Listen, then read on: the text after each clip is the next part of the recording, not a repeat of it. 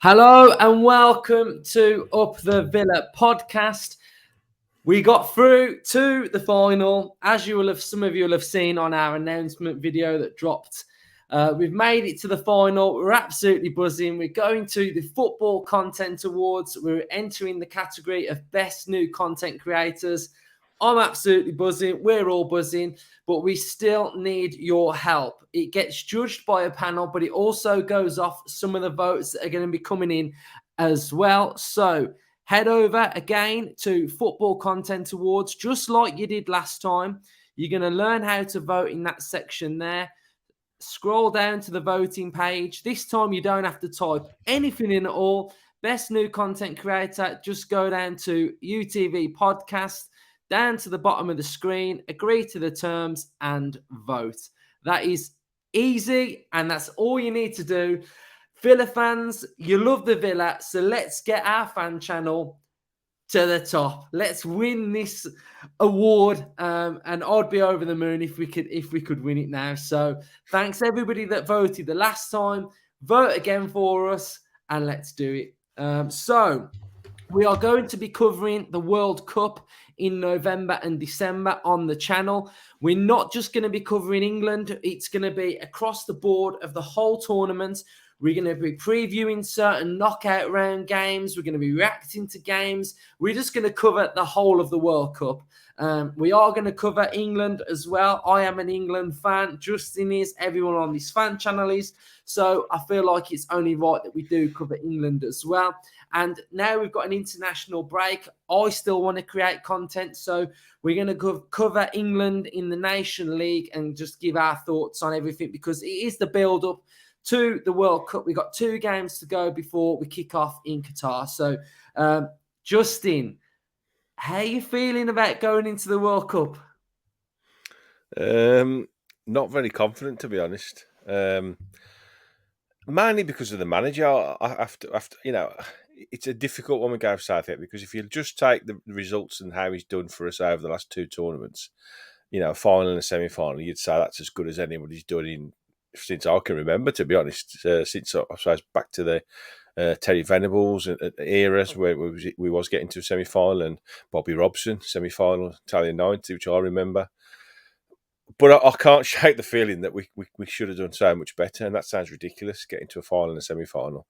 I don't see him as the man to win us a major tournament, and I think some of his decisions lately have been very, very hard. I think the squad he picked is very odd. I think he's backtracked massively on when he first came in. He was a breath of fresh air. He was saying that he's not going to pick players on their reputation. It was, an England manager job is very, very different to a club job, isn't it? Where you see your players week in, week out. You can't really change them, barring your transfer window. So you don't normally see wholesale changes. So with the England job, you get to pick the players that are in form, which in my opinion is a dream for a manager because you're not going to worry about how much they're worth, how much you're paying them, anything like that. What the transfer fee is going to be to bring them in. You can pick the best English players, can't you? And because you get these little periods every year. So you get games every couple of 3 months, and then you get a tournament every 2 years. You can really cherry pick the most informed players, can't you? So you get your system sorted, you get information sorted, and you pick the best players that are currently playing in those positions. And just hope, I suppose, to a point that the main picks don't lose form. But if they do massively lose form, then they've got to be left out the squad, I'm afraid. And he just hasn't done that. And I think the continued picking of Harry Maguire is the biggest highlight for me of his failure recently, of what he's doing. So yeah, I'm not massively overly confident going into it. I mean, we all want to see us win a World Cup. I mean, these days are getting further and further away now. Winning World Cup 66 is a distant memory for everybody now. Before I was even born, so it's a shame, but I mean, we'll go into it with hopes and hope that we get a rub of the green in the games. We've got to get through the group stage, and then it's a knockout competition. And we all know in knockout competitions anything can happen. And we've certainly got good enough players, haven't we? I mean, you look at the English players we've currently got. We should be able to put out a very, very good first 11. I just haven't got faith in the manager. That's my biggest problem.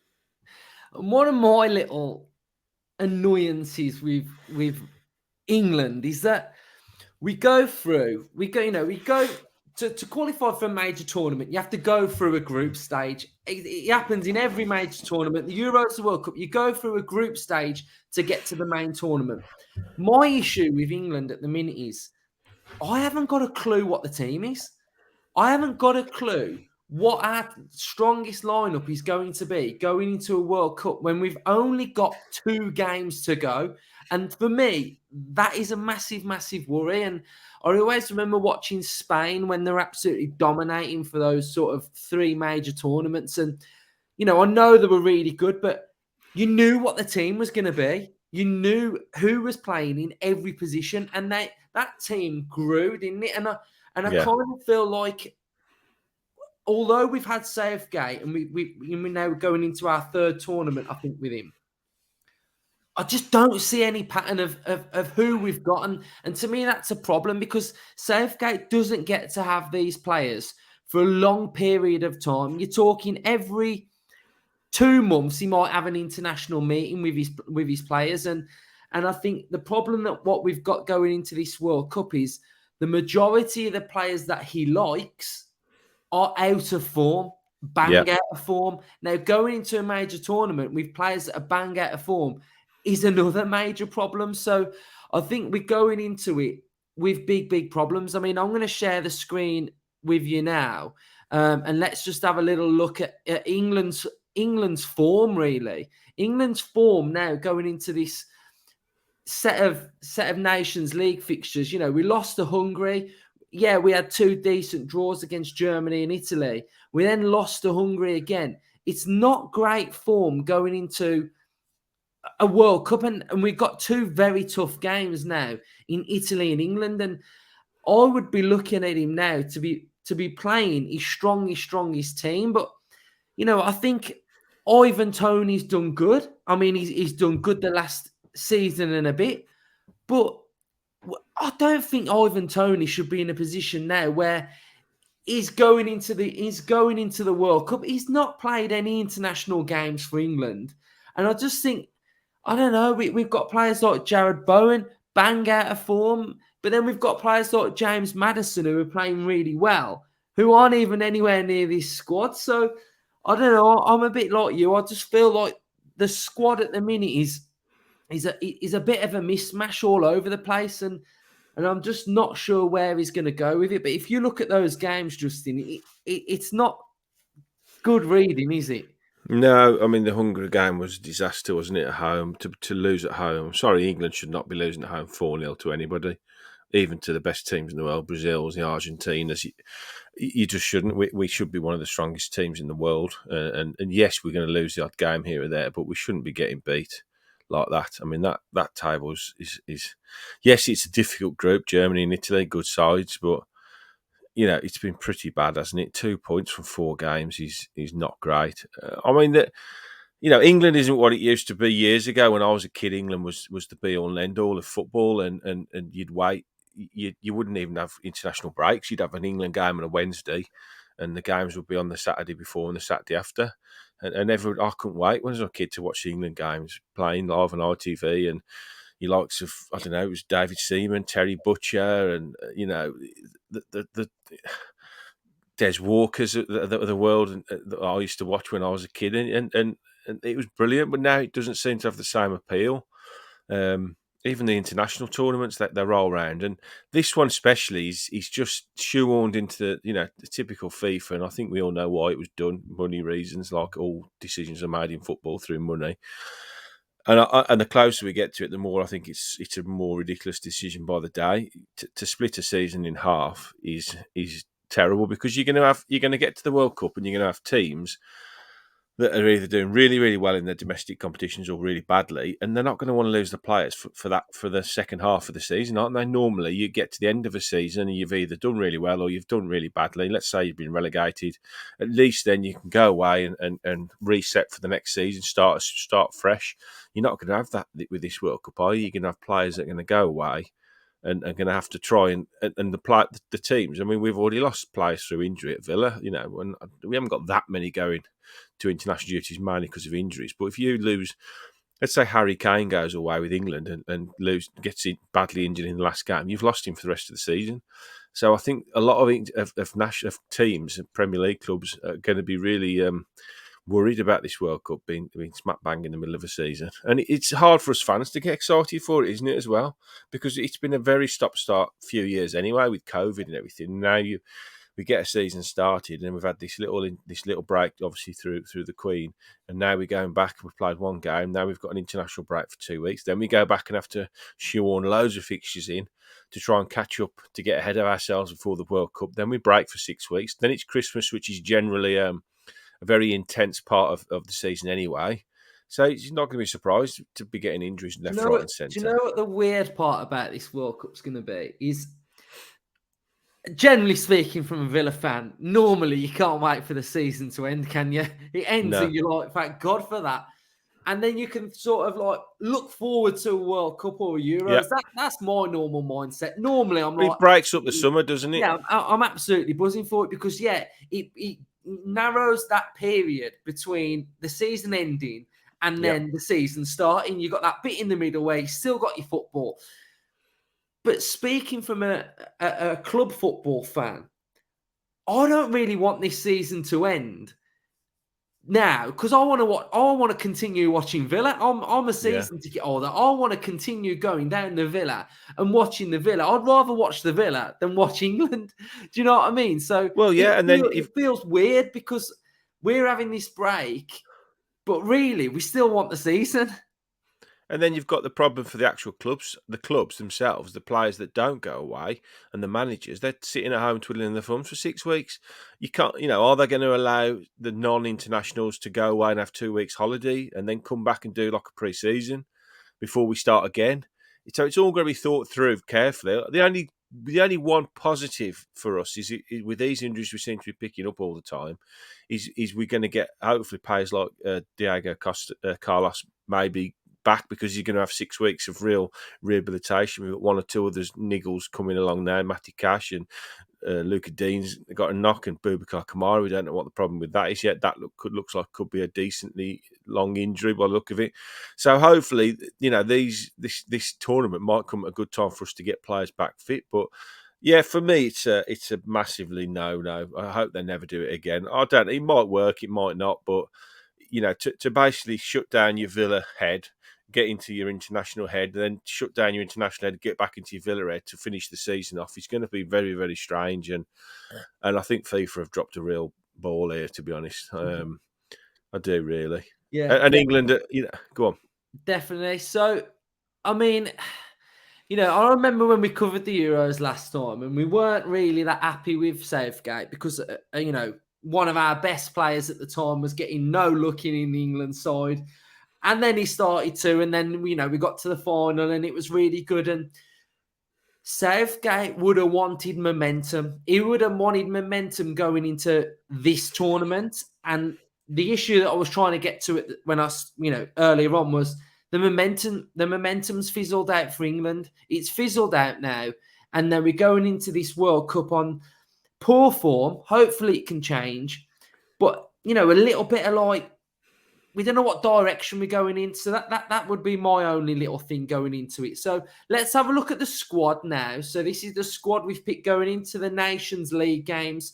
We'll delve into the squad and we'll get your thoughts, Justin.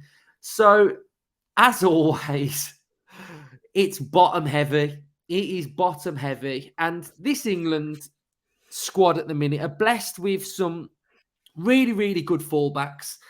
We got really good fullbacks, which, it's not a bad thing. But the system that we play sometimes when it's sort of like a five at the back, we got the fullbacks and stuff. So let's have a little look at it then. So we'll start off with keepers: Henderson, Pope, and Ramsdale.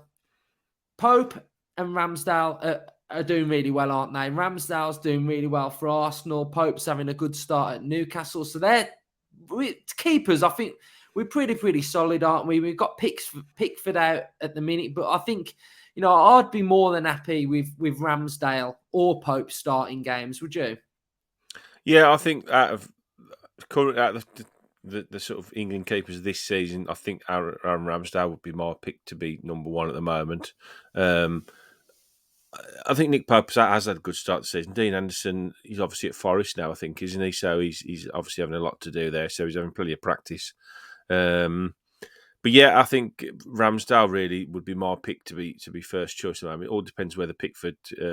I don't think it's a bad injury, is it? I don't think he's out for that long. And to be fair to Jordan Pickford, he hasn't particularly let us down in major tournaments. So I do think come the World Cup, he will be our first choice. But it'd be nice to see Ramsdale and Pope getting a run out in the next two games, perhaps a game each. And then if Pickford isn't fit, then you've got decent backup there, haven't you? Yes, and then the next area. Where do we start with this? How many fullbacks we got? 1, 2, 3, 4, 5, 6. So there's 6 fullbacks there. Well, 7. Is it and 7? Carl Walker as well. And you can only pick 2. Well, let's hopefully he'll pick a left back, because that was one thing he does. He has left backs and plays right back at left back. When he played Kieran Trippier at left back a lot of the time, didn't he? Which just blows my mind. You shouldn't be Yeah. playing anybody out of position in an England squad, because you should have numerous players that can play in every position, regardless of the formation you pick. Yeah, so I think that area is going to be one to keep an eye on for the next few games. Declan Rice, for me, should be starting every England game. Jude Bellingham as well, fantastic talent. Calvin Phillips is injured, looks like he's Yeah, requiring I think surgery. Calvin Phillips has made a huge mistake going to City. He'll win trophies, obviously, but he's not going to be first choice. And I think eventually it'll cost him his England place. But I think Bellingham and Rice really are the standouts there, aren't they? Yeah, definitely. And Even Mount's in and out of Chelsea, isn't he, this season? He's not been like a standout either. No. And then forward-wise, Harry Kane starts every game. And for me, it would be Foden and Sterling, either side of Kane. I think Bowen's bang out of form. I think Saka's not starting games, is he? Tony first. He's going to get his first cap probably. But that's what I was saying earlier. It just feels weird now that we still giving out new caps so close to a World Cup. It does, but I think Tony deserves a call up simply because of what he's done last season. He had a good season. He started the season this season, in red hot form. So that sort of buys into my philosophy of picking players that are in form, and for once he has picked a player that's in form. But I do think But weirdly then he'll play Jack my Grealish. thing with that though, Justin, that's all well and good, but then when you just revert back to type and play the same old faces, Yeah. it don't make sense then, though, does it? No, I think you do have to have a certain amount of balancing act. I think you have to stick with players that have done you proud, and so I sort of do understand. I'm not backtracking what I said earlier with my idea on Harry Maguire. You do have to keep a sort of a spine of players that have played regularly for you. But my argument with Harry Maguire is he's been out of form for a very, very, very long time. He now doesn't get in the Man United first team. So how can you play for England? Yes, fair enough. If you're missing, if you have a dodgy couple of weeks or you have a couple of mistakes, you still would think he's got to play for England. But if you've been out of form for as long as he has, I mean, he's dropped Tyrone Mings, and for me, Tyrone Mings is this season after being left out the first game, he's getting better and better and better every week. Okay. He's been pretty decent for us this season, so I think that's a harsh one, especially given Connor Cody's being picked, and he fell out of favour at Wolves, didn't he? Yeah, he's retained his England place. But up front, I think another thing he'll do is he's guaranteed to start Jack Grealish. Barely can get a game for City, barely scored a goal, had an assist. Yeah, I'm sure he'll get to World Cup and he'll start. So it's just there's no joined up thinking for me for Southgate, and that's the frustrating thing. So But with the players we've got in that squad, we should be doing so well. Yeah, so we've got Italy coming up first then. Italy, again, haven't qualified for a World Cup, which is just absolutely mental. It's going to be a tough game. It's going to be a big test. But I want to see us start winning some of these games now against these big nations. So what are you looking for going into the next 2 games? And what do you want to see? What would you take to give you maximum confidence going into the World Cup that would make you think, you know what, I'm buzzing for this now? Well, Italy like you've just said, aren't in amazing form. I will give a shout out to TK, who's going across. So I'm really jealous. He's going to the Italy game. He's going to the San Siro to watch England play there in Italy. So that's going to be incredible. experience, I'd love to get to San Siro. And they're not in great form. You know, Italian teams are very hit and miss. They're either very, very good or very bad. And at the moment, I think they've had a real drop off. The players that really did them proud have disappeared now. So I'd be confident that we've got to try and get something, haven't we, there? You know, we've got to go out to win both games, to be honest. Then we've got Germany at home at Wembley, which will be the first game since obviously the Queen passed. So I would think that they'll make a big issue of that. So that should be a good atmosphere. And Germany's, you know, never tough of a decent game against Germany. There's always a bit of needle in that game, isn't there? So, and they're two good games, really. You would hope for managers to get his teeth into. They're not, you know, some lesser nation where we should be sticking 7 or 8 past. They will be giving us good tests. So it is a good little couple of games to build us up to the World Cup. Hopefully get a bit of form going. So yeah, I'll be looking to try and win both games. To be honest, I think we should be, you know, as in England, we shouldn't go anywhere thinking we can't win. No, so I'm and that's what frustrates me with Southgate. He's so negative, isn't he? He's you know 5 at the back, 2 defensive midfielders. You know, you got 8 defenders before you started, then you're expecting just the 3 up front to try and win you a game. And I think we should be on the front foot with England. I think we should be using all of our attacking outlets and going at teams and ripping teams apart instead of trying to nick a 1-0 and hold on to it. It's just very frustrating. Yeah, so I would be looking at some positive results. So let's have a score prediction off you then. I'll kick it off with. It'll be a 1-1, won't it? It'll be tight, cagey, nothing in it. And I think it'll be a 1-1. What would you go with? I'm going to hope for a 2-1 England. Hopefully, we can nick a win.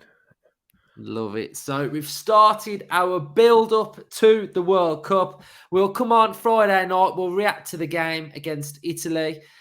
Be sure to subscribe, like this video, get involved in the comment section, and let's start our little build-up to the World Cup. So thank you for watching, and see you soon. Up the England.